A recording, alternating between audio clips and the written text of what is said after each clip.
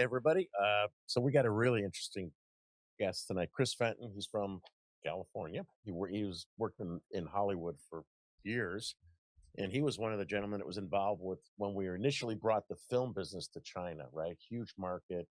Um, I think even Chris himself will talk about it, and I think Americans thought we could open up China, right, to get exposure to our culture. So that was the intent initially, and he's going to talk about it. I'll give a little bit of background. Chris, I did a condensed bio here, and then you could add in from here. So Chris is a seasoned Hollywood executive, film producer, author known for bridging U.S. entertainment with China's booming media and market. Cornell University alum, he spent 17 years as president of DMG Entertainment Motion Picture Group and general manager of DMG North America, Beijing headquarter company that grew from 100 million to 5 billion in his oversight. During this time, he co-produced major films including Iron Man, Robert Downey Jr. I got some stories about him, Chris, when he was in Chicago. um, I went, I was in his room, got drunk when I was. Let's see, Looper, Point Break. He facilitated Hollywood's financial and creative ties to China, including IP acquisitions like Valiant Entertainment. Fenton has advised U.S. congressional delegations on U.S. China trade relations and media issues and served as a trustee of the U.S. Asia Institute. And he held board seats at organizations like Cornell Hollywood, WatchMojo.com. And in 2020, he released the memoir Feeding the Dragon Inside the $1 trillion dilemma facing Hollywood, the NBA, and American businesses. It's a candid exploration of Hollywood's self-censorship, economic dependence on China. He resides in Manhattan Beach. Well, we don't have to get into that. So that was a long bio. I haven't read that much since high school. Yeah, that's a little. I tend to just call myself a media executive, author, producer, and part-time professor at USC. So Oh, nice. that pretty much covers it all. Yeah. So, can you? And I know you've done this a million times on different shows, right? So, if you want to give your little elevator pitch about, how you got into Hollywood. And by the way, my friend Penny says hello. I'm going to be on her show this week. She said she just had you on. She loves you. Oh yeah, So, she's great. yeah, Great show. No, shout out. Really good Patriots out there, and love getting on any program that's pro America and talks sensible and constructive and solution based. So, how did I get to where I am now, which is, I guess, a bloviate talking on talk shows and acting like I know stuff. I guess I got a little bit of an imposter syndrome because I don't really think I'm anything all that special as far as an expert's concerned. I call myself I guess, a layman expert, like Michael Keaton in the old movie Gung Ho. If you guys remember that, I'm sort of dating yes, myself. He ran an automobile factory in the Midwest, and it was taken over by Japanese ownership. And suddenly, he was thrust into this sort of fish out of water culture clash between blue collar working Americans and their new owners from Japan. That's sort of what happened to me. I mean, I graduated school in upstate New York, didn't know what I wanted to do. 1993 is when I graduated. The economy wasn't great. Found out that there was this Wall Street of the 90s brewing out in Hollywood. Figured out how to sort of break into the business, not knowing anything about any of the business behind the business. I just knew of actors, writers, and directors. That was about it. Was in that wax on, wax off type of program called the Mailroom at the William Morris Agency. Was there for a decade representing actors, writers, directors, producers, financiers in the film and television business. Then opened up my own company with another guy who later went on to run. He became chairman of DC Films over Warner Brothers Discovery, which is a whole topic we can talk about.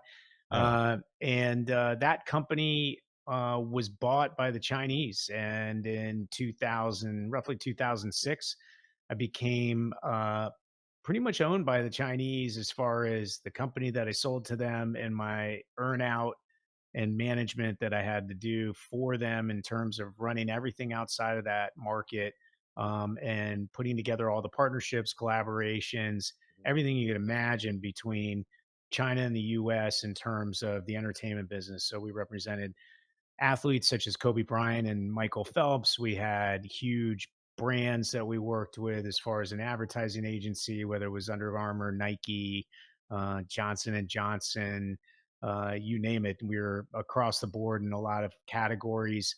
And then on top of it, we started distributing movies over there in a market that never really generated income for Hollywood.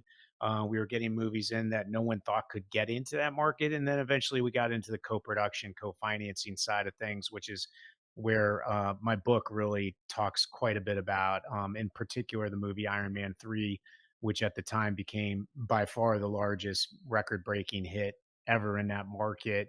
And it was the last time Disney actually co financed a movie with anyone because we actually made a lot of money off of that movie thanks to that co financing deal. So that brings me to today, talking a lot about the US China relationship, a lot of the wrongs that we did under the guise of this mission and purpose that we thought we were all following, which was growing GDP, bringing revenue in from a country that had never really generated revenues here for the United States. So bringing revenue in from a once closed market, growing GDP here in the US, creating jobs here in the US, and spreading the aspirational quality of democracy inside a communist country so that eventually by, say, 2025, China would be just like us and just like the rest of the Western democracies. And as we've seen, that hasn't really happened. Yeah, No, yeah. So not even a I little. want to, yeah, I want to compliment you for the people. I worked at, so I didn't, Mike. We have never really talked this much. I worked in the film business for a while, and electrician, motion picture studio mechanic, 476, and I had my SAG card at the very end before I got out of the film business. I was a day stunt player in a bunch of movies. But what people don't understand unless you're in the business, to compliment Chris here, it's so many people always are related to somebody or know somebody. And Chris became successful on his own from the East Coast to go to Hollywood. That's a huge accomplishment. I can't tell you. And so I want to have you back on another time, Chris, just to talk about the production aspects of the film and all the complications. People don't understand. And then when you work as a union, as an electrician, all my friend, oh, it's glamorous. Holy shit, we work minimum 12 hours a day. We got to charge you guys that for it. You don't feed us in 6 hours. You got to pay double time. We work 12 to 20 hours a day. And I want to talk about, those aspects. So people have no idea about it. But you deserve a big compliment because there's so many actors that their uncles and grandparents and brothers are, big shots in the business. And to come from where Chris came from the East Coast to make it to where he is a big, big deal. And I'm not trying to, blow smoke up your ass, but it is a very big deal. And people have to understand that because it is who you know in that business. Am I not right? Yeah, well, I really appreciate it. There's a lot of luck involved, but a lot of the skills are essentially the attributes that it takes to become relatively successful or successful in the business are pretty elementary and probably work in most industries across the board. I teach the business behind the business from idea to screen, a 400 level course between the Marshall School of Business and USC Cinematic Arts program. And, I'm trying to figure out where AI technology is Oh going, where's my God. Yeah. disruptive ecosystem issues like the fickle consumer, what they're consuming as far as content's concerned, what the platforms are, and all that other kind of stuff. But the reality is the most important part that I'm teaching these kids is you got to have grind, you got to have discipline, you got to learn, learn, learn, you got to listen, listen, listen. You need to network, you need to Ah, work your yeah. butt off, you need to keep your eyes open for opportunities, and you got to realize that if you're not doing that, the person next to you is, and they're going to beat you. Yeah, I would tell these young PAs, production assistants, folks, when they come on the sets. So, like in Chicago, Columbia, we had Columbia in Chicago, and a lot of students would be PAs, and they didn't this. So I got out of the business in the mid '90s, but these kids would come in, and I said, listen, the most important thing you need to do is go talk to these guys, talk to guys like Chris, talk to people on the set, become friends with them. You got to build that base of a network across the industry if you want to move up the food chain. So you obviously did something right. Obviously, you had to have the skill sets, and you got to have more skill sets when you don't have the network to build off of to develop those skill sets. So kudos. So let's get into the Chinese guys. So um, that had to be a challenge, culturally. Like, so could you explain like the very focal point where you started getting into China? Like, what triggered that, and how did you start, saying, "Hey, let's go into China"? How did that evolve, if you don't mind? Yeah, I had 0, interest in getting involved with China. I had 0 knowledge of China. I think the only thing I knew really about China growing up was, a class that I took at Cornell that talked about the amount of coal reserves they had underground there and the high sulfur content of them, and if they ever started burning them, we'd all die of pollution kind of thing. Sounds Um, about right. that was about it. I mean, of course, I graduated high school in 1989, so June 4, 1989 was a confusing time, I guess, in terms of how we perceived China, because that was during the Tiananmen Square Square. massacre, and that made quite a bit of noise, quite a bit of news, although there was quite a bit of censorship around exactly what was happening over there. But that was the extent of my China knowledge or China understanding or even interest. Mhm. The reason I got involved was simply because I started to get introduced to a handful of people in China, Chinese, that were interested in investing in the Hollywood landscape. And as you know, being a former part of Hollywood, Hollywood loves spending other people's money to make the content that we make. It's risky. And when you really understand how risky it is, you'd rather not use your own money. You want to use somebody else's. So China was coming in, starting to finance English language movies. I was starting to put that stuff together, got to know a handful of people over there. They got to understand what I was doing across the board as a professional in the Hollywood business and what my small company was doing. And they eventually decided to buy it. And, that wasn't a quick process. I had to Yeah, yeah. think about it. My wife, who's very close to me after 21 years and is a business advisor and partner and romantic partner with me through Wait, these years. don't you guys have a podcast together? You might Yeah. say that Yes, we do podcast. have a Right? podcast, Plate What and Ponder Empty Nesting with Jen and Chris Fenton. So I expect all of you to please download and follow it. That's right. And that's not a moneymaker for us. That's a No, hobby no because shit, it's an expensive hobby. yeah, well, we recently empty nested and we're going, shoot, are we going to just pick up pickleball like everybody else? Or are we going to do something that maybe can change the world? So we decided, you know what? We're going to talk about the fun of empty nesting and we're going to talk about dinner table, global issue conversations that we have normally just over a microphone and try to help come up with some solutions to a lot of tough problems. Anyway, and then we have a lot of banter in there too. But she was like, "You sure you wanna jump into bed with the Chinese?" And I was like, "No, I don't think I want to." It's a risky endeavor. I didn't know a lot about it. I'd been over there a bunch and seen what was going on there. There was obviously opportunity, but when the price became right and sort of the parameters of how they wanted me to work for them got to the pivotal moment, I decided to take the plunge. And then I 39 trips over there over the course of Wow. 15 years, saw pretty much the heyday of the US China relationship in terms of capitalism completely taking reckless control over any sort of patriotism. Yeah. Right, it's the greed, I graduated high school in '79, so, like, I'm really dating myself, and, I got kids that just got out of high school, so younger wife, younger kids, I'm the grandpa dad.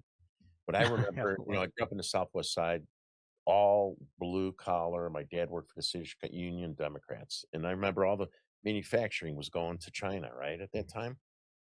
And then I was in the film business until 1995 when the Hollywood producers got mad at Chicago and they wanted us to lower our rates by 25% for TV pilots. And they said no. So they started going to Toronto, Canada.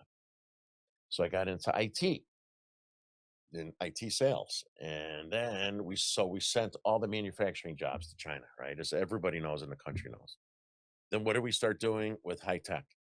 We sent all our technology jobs to India, right? Then we start sending, if we're gonna start doing movies that are controlled by the Chinese on, either there or over here. I mean, we're pushing everything offshore from our country, and we can't sustain a future for our children, right? I mean, and then to your point, right? AI is knocking out the kids right out of college are screwed. I have my son trying to, trying to get the kids an intern even though he just freshman year. But, I work for one of the biggest international consulting firms in the world. AI has taken that over. So we lost to the Chinese all our manufacturing. We sent our technology jobs to, oh, and I want to talk about Bollywood too, but we talked about that at the back end. What your thoughts are on that? And then now the Chinese are getting control of our film business and as well as sports. And that's dangerous. Well, it definitely is. I mean, it's a what is it? A perfect storm, a bunch of different sort of frontal systems all hidden at once. I mean, you definitely have tech disruption that's going to change the face of the way our economy operates and the way people work inside of it and how people feel like they're contributing to society and earning the income that they believe they should have. But then you're going to combine that with the fact that we have completely decimated our manufacturing complex here in the US. We have, um, naively given away a lot of our process IP, various other technology blueprints in order to get access to the China market. We've Mhm. created forced JVs in order to get access to that market and allowed them to operate it on our capital.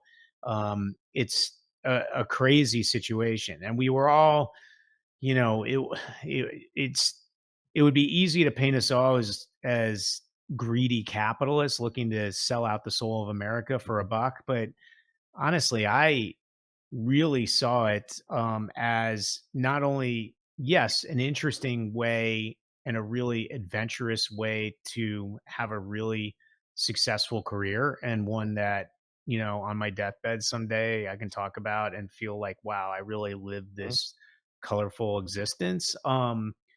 But I also had this higher calling, and I think higher calling is really important in everything I do, whether spiritually or religiously, and the way my wife and I teach our kids to behave and be raised, and the way we want our community to act. The same thing was true in terms of the way I looked at my career. I wanted to be successful. Yeah, I wanted to really push myself to do things that hadn't been done before, and pretty much everything we accomplished in China had never been done before. So I feel like I've set some historic marks over the years, but this idea of being an American and really being proud of what we were doing and believing in this, this it was like almost like a mysticism or some sort of like legend that was created by um Nixon and Kissinger back in 1971, and this idea of this frozen relationship that we had suddenly thawed between us and the dragon that was sleeping on the other side of the Pacific, and that when we awoke in that dragon we were going to teach it through the exchange of commerce and culture and transactional behavior and our capitalistic system. We were eventually going to train it into something that was very different than the 1949 communist country it had become.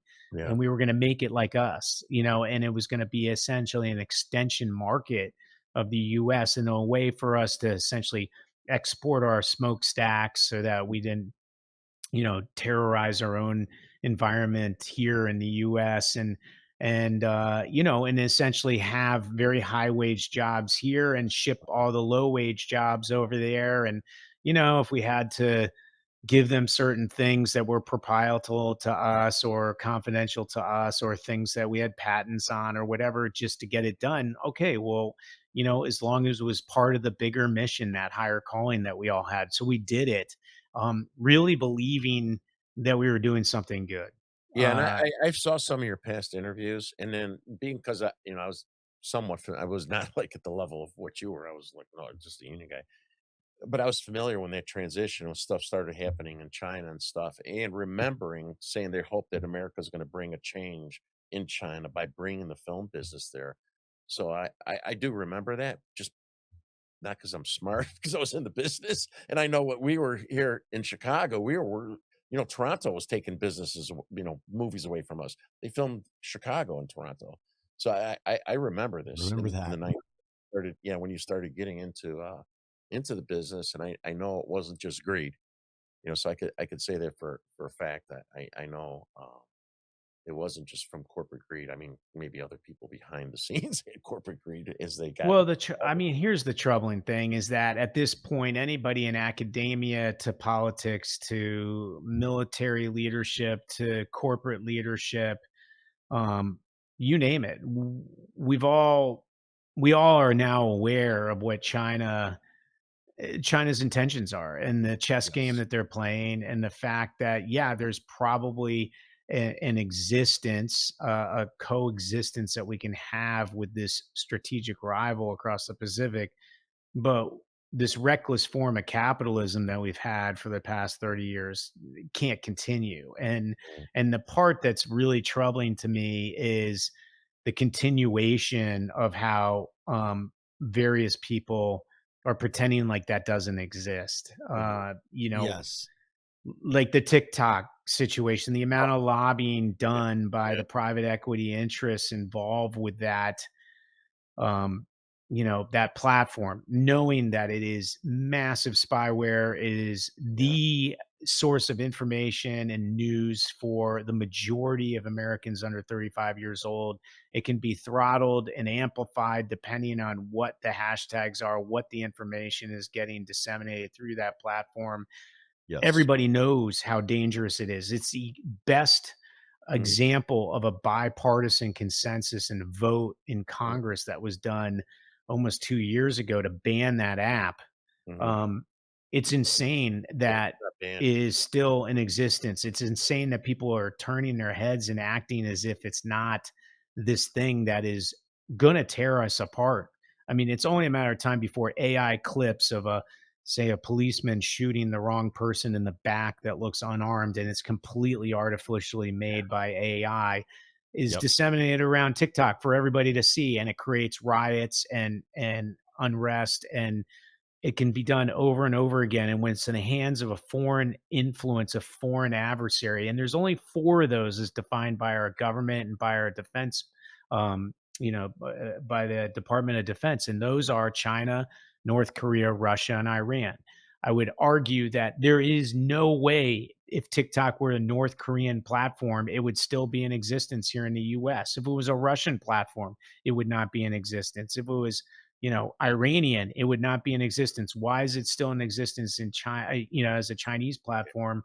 And it just goes to show the lobbying power of capitalists that are still clinging to this idea that they can have their cake and eat it too, in terms of just make money. Oh, don't worry, China's not that bad.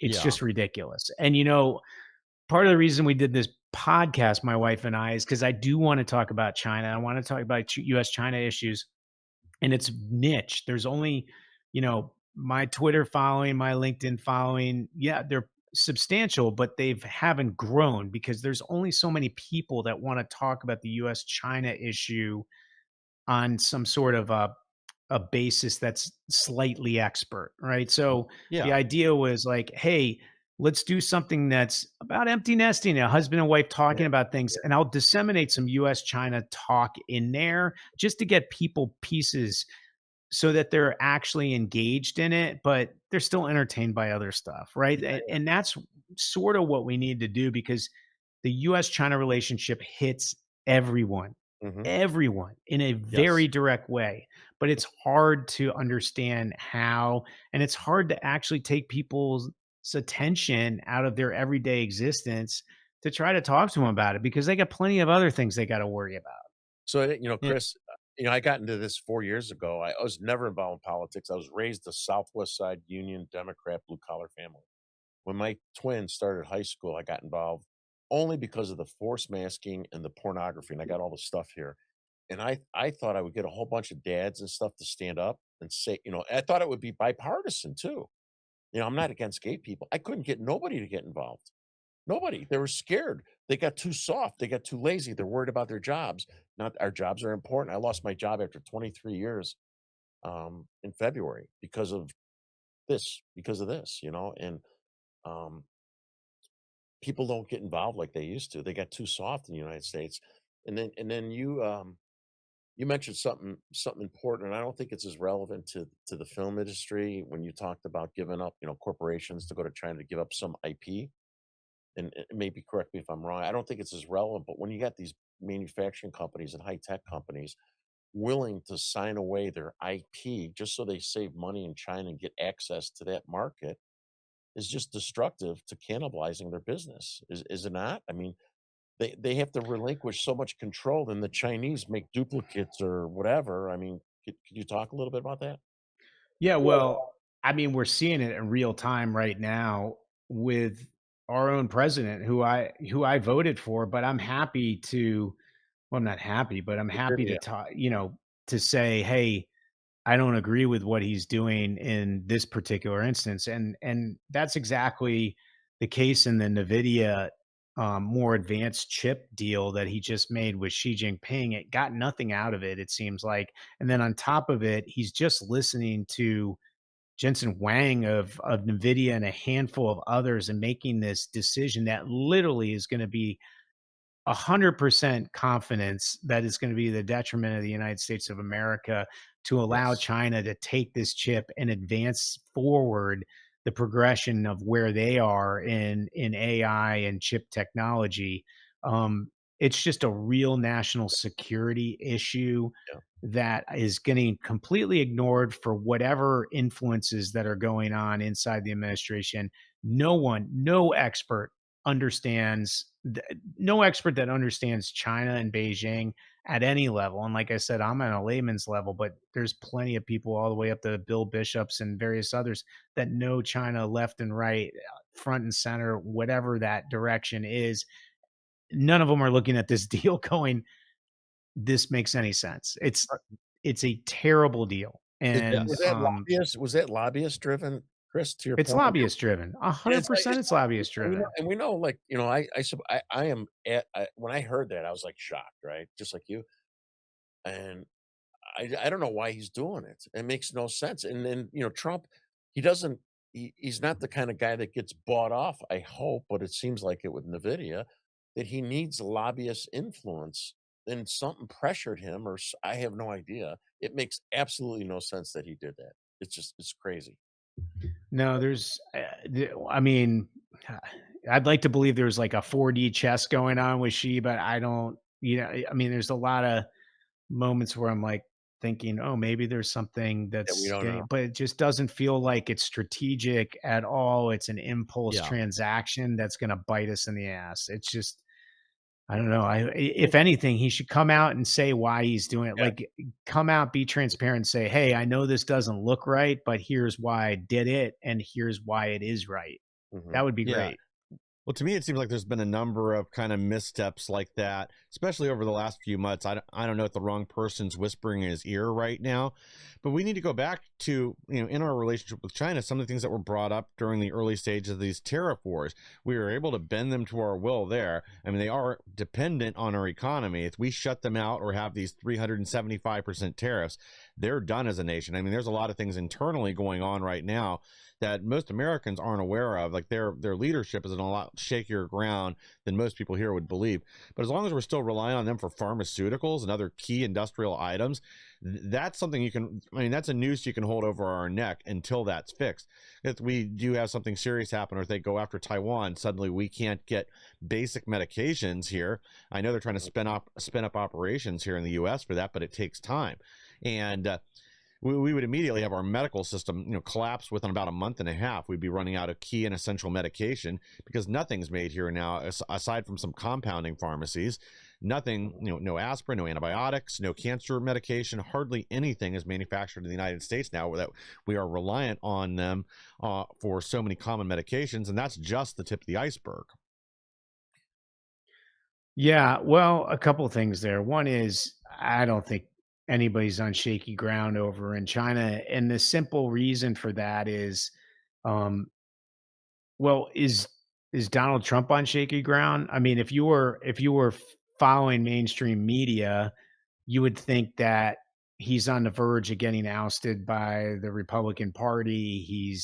The Yeah. opinion polls or have him in the lowest ever in history, whatever it is, right? Like there's a propaganda Mhm. that would, if all you're watching is one part of the equation, you might actually think, oh, Trump might get impeached tomorrow, or he might Mhm. resign like Mhm. Nixon would or whatever it is, right? In China, you have Xi Jinping, you have a standing committee that's been whittled down to roughly 7 standing committee members. Then Yeah. you have 92 million Communist Party officials, which Wow. is 92 million out of 1.4 billion. That's a Really. pretty good percentage of people that are Communist Party officials. And they all just below that standing committee is the Ministry of Propaganda. And the Ministry of Propaganda is in charge of anything that is narrative, whether it's on news, whether it's in TV, whether it's in film, whether it's radio, whether it's in print, whatever it is. Mhm. And they tell all the different platforms and all the different carriers what the narrative is. And that Mhm. narrative is the only thing people hear in China outside of the people that have access to VPNs or satellite dishes or whatever that is, which is a very small part of that population. And that part of that population could leave China at any time, but they're in the upper 1%, and China The works elite. really well for them. Yeah. So Sure.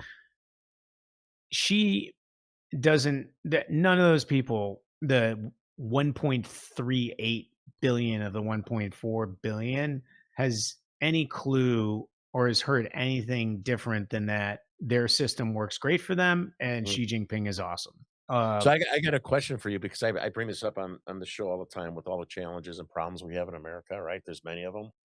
And I view the American media more dangerous to our country than even the Democrats at times. And the reason I say that is because the American media is supposed to be independent, non-biased, right? And we know it's not, right? We know it's not. And I say it's more dangerous than the media in China. And I need you to tell me if you agree with this, because I'm hoping the Chinese people know everything that you just said, right? In the last few minutes, that they know that the media, everything's controlled by their government, right? So they're not stupid. So they have a understanding of their being filled with propaganda, and you gotta tell me if that's true or not. But when you come over here, you got all these Americans thinking, "Oh, it's independent," but in reality, it's not controlled by the military and the government, but in a way it is, right? And so they have a sense of independence that people think it's more credible, our media, because it's not controlled by the government, and it's not, but reality, they reinforce and they say the exact same things, each channel, which is no different than what's being done in China. Do you understand what I'm trying to say? And you Yeah, I mean, there's a transparency there. Or you're asking, to because it's so transparent that their narrative is controlled, does that give the common people a little bit of a different strength Take that on it, that maybe. say the average person yeah, here doesn't? Um, I would say the average person there doesn't know that it's necessarily propaganda and wow, controlled. really?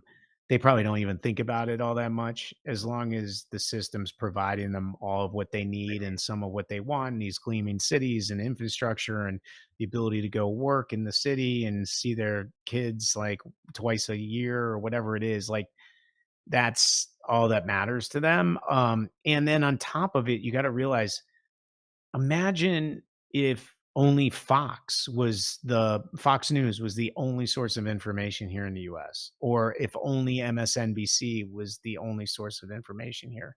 It would be so easy to control the way people think. It Mhm. just would be simple. Like, at least here we have, yes, we have certain platforms that seem to be very influenced by various factors, but at least there's a lot of them. And there's a lot of different opinions and perspectives that are out there. And you can search for that and at least try to find some truth among all of that if you piece it together.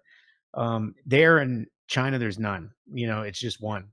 And that's, by the way, when I hear people, I know nothing about Russia, but I'll tell you, when people start to say, "Oh, Putin's in trouble," the people don't, think he's doing a good job and he's losing all these kids to, soldiers in the Ukraine conflict. He's gonna get pushed out.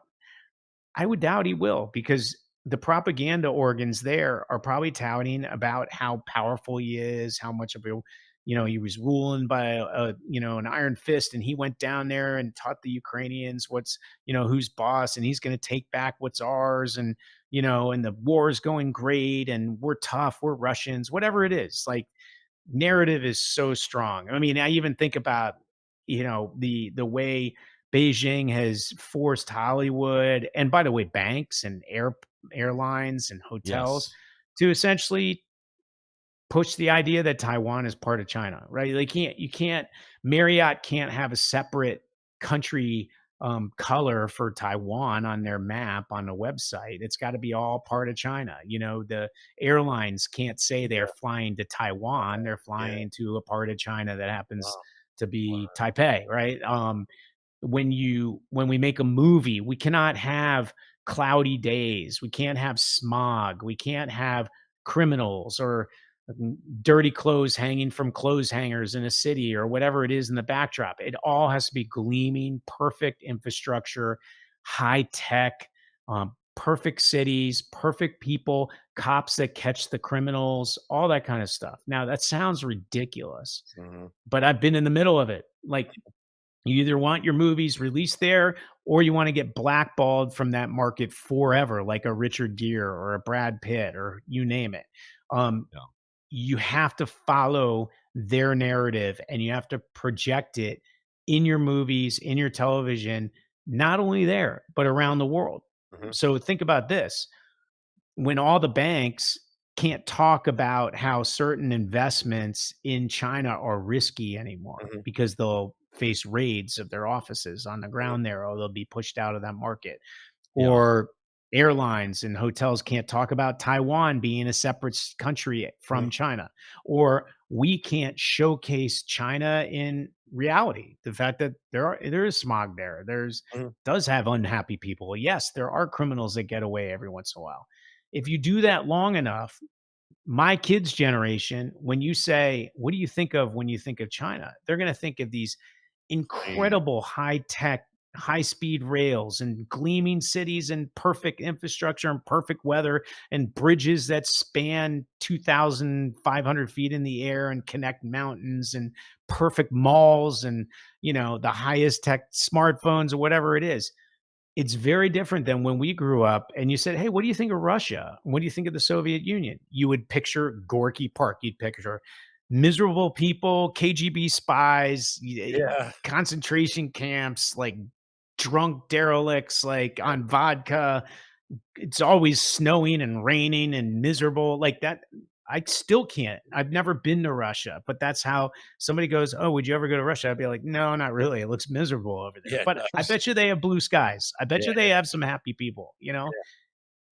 So when you Chris, like when American company does a film and they send it to China, right? And you guys do the editing and stuff, but they come back and they do all these things that you just said about cleansing it for China. Do they say change this, this, and this, or do they ask for editing privileges, or how does that work? That transaction between making it what's acceptable to China and how you released an initial film. How does that map out?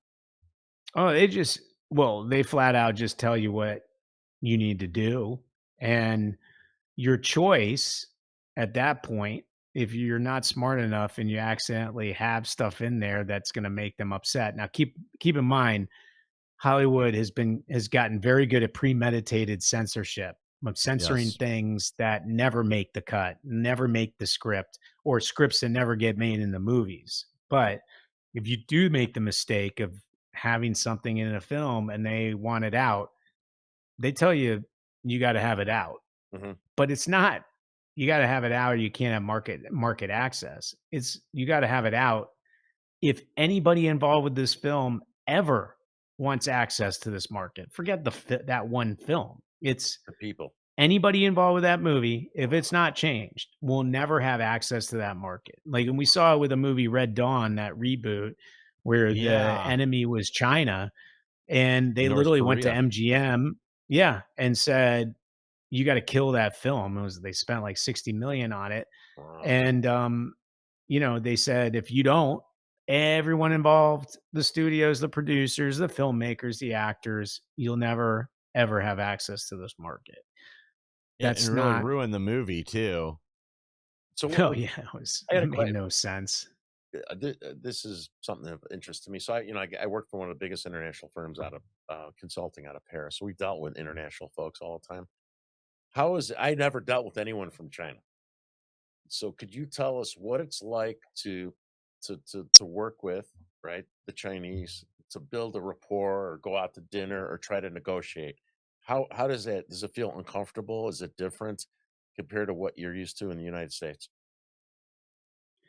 Um, well, I would say that I don't have issues with Chinese people at all. I mean, my issue is with Beijing and the system of government that runs that country and the Mm, system of government that essentially dictates what their people, what their behavior needs to be, the way they need to act, the way they need to make decisions, the way they need to influence things that, say, I'm working on in a form of business. I'm smart enough to know that these Chinese, my Chinese counterparts over there are, yes, they're good people and they're loyal to friends and I'm loyal to them, but I do know that that loyalty ends at the point where I'm asking them to perhaps do something that is right by democracy standards, mhm, but is wrong in terms of Beijing standards. mhm, And they will maybe smile and say, okay, that's fine, but they're never going to actually implement it or execute on it. And the reason for that is not because they're disloyal to me or disloyal in general or unethical or immoral. They're simply thinking of their own self-interest, and the fact is, if they do something that's counter to what Beijing yeah, they're wants them to do, they could be at risk, mhm, both in terms of, um, a punishment that is financial or a punishment that involves jail or a punishment that involves something worse, and not only just them, their whole family, all their friends, the people they know. So, I would never put a Chinese friend or colleague or somebody I'm doing business with in a position where I'm expecting loyalty mhm. over something Government. that Beijing would not approve of. And a lot of Americans or Westerners sort of buy into this idea. Oh, I've known them forever. I have this great relationship. They're going to take care of me on this. Mhm, And my first question to them is, maybe them as a human wants to do that, but they're Chinese and they're in the Beijing system. mhm. Are they going to do it knowing that Beijing will not approve of it? And if you think the answer is yes, then you need to rethink that and understand their perspective better. Yeah, so that was helpful. So, being a salesperson too is like, when we sell against Accenture, IBM, or all our big competitors, a lot of times it comes down to like, trust, and respect, the salesperson, right? So when you're interacting with them or you're going to dinners, do they care about that relationship connectivity, or, like, their personalities, and how are they to work with outside of the world of communism in China? Like, do they try to make an effort to build a rapport and trust with you, or is it culturally, are they just different than us, and how does that work out? I think, well, we're all human and we have lots of attributes that connect us all and make and create a lot of common ground. I would argue that um, the average Chinese person that I've done business with takes a lot of pride and effort into cultivating relationships. They have a thing called guanxi, which is essentially the depth of a relationship. And they also have another term called shili, which is sort of the track record of a relationship. So if you combine the depth of a relationship and the character and the effort that was put into building that relationship, and then have a track record of successful activations of that relationship, whether it's introductions to somebody or the transaction on a business or some other sort of favor that's done, whatever that is. Those two things are extremely important. And they all create this ability for the Chinese to have what they also call face in a situation. Like you never want them to lose face. So when they have Mhm. a relationship built on Guanxi and Shirley, they believe that that relationship, when it's pushed to do something that maybe is a little challenging, that the trust there is so strong that they won't have a face.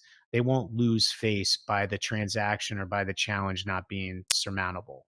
No, that's good to know. That's good to know. So, and then on top of it, they love karaoke, KTV. No, is it I mean, true? I can. jam out some great songs. Dwayne in the new high Congo lie, Congo. I mean, I have like the Bon Jovi song versions of different songs done pretty well over there. They love looking at a That's guy funny. like me that suddenly starts ripping out some Mandarin. Yeah, they like their little gaming centers too. I heard it was big in China. Is that not true?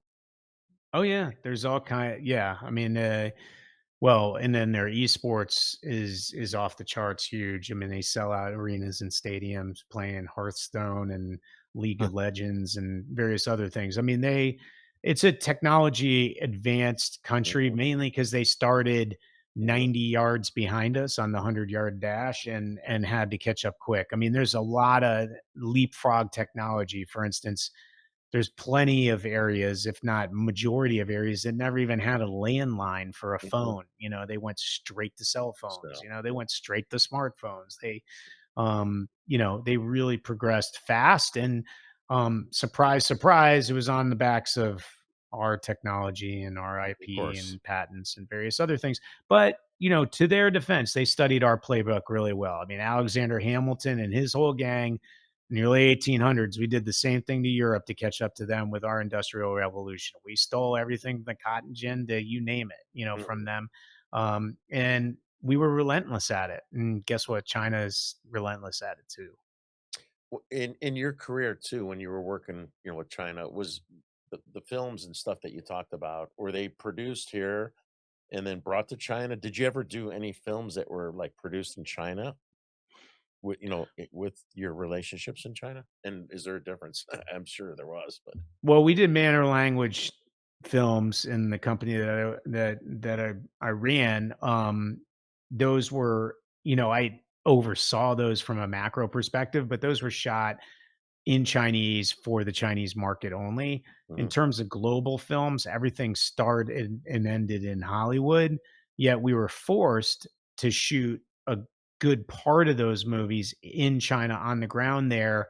And we were limited in terms of the amount of below the line and above the line infrastructure as far as human resources are concerned and mhm, talent and creatives to do that. So if we wanted a movie to be successful there, we had to hire a certain amount of Chinese actors, like real China mhm. passporting Chinese nationals, not somebody that's been in the US for 2 generations. And then on Were top you of it, forced to hire matching like gaffer and key grip and yeah, rig? so we had to do definitely a mentor protege Mm, talent exchanges on these films where like yeah you could bring over below the line crew but we had to teach their crews how mhm, to do exactly what we were doing at this world class level and then on top of it we had to use their infrastructure and their infrastructure some of it like Iron Man 3 we had to use Beijing Film Studios because those were the gleaming new studios they built outside of Beijing, by the way, far from the okay, central business district, a pain in yeah, the ass to get out to. Huh. And like, you know, Uncle Chow or whatever was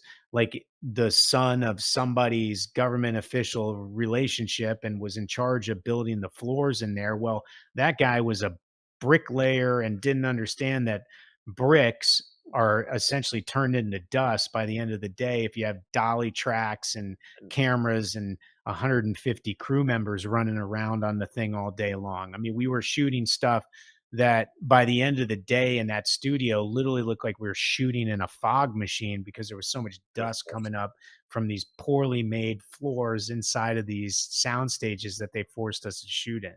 Well, with the new digital cameras from when I worked before, you don't have to worry about any hair in the gate. Remember that? When you Yeah.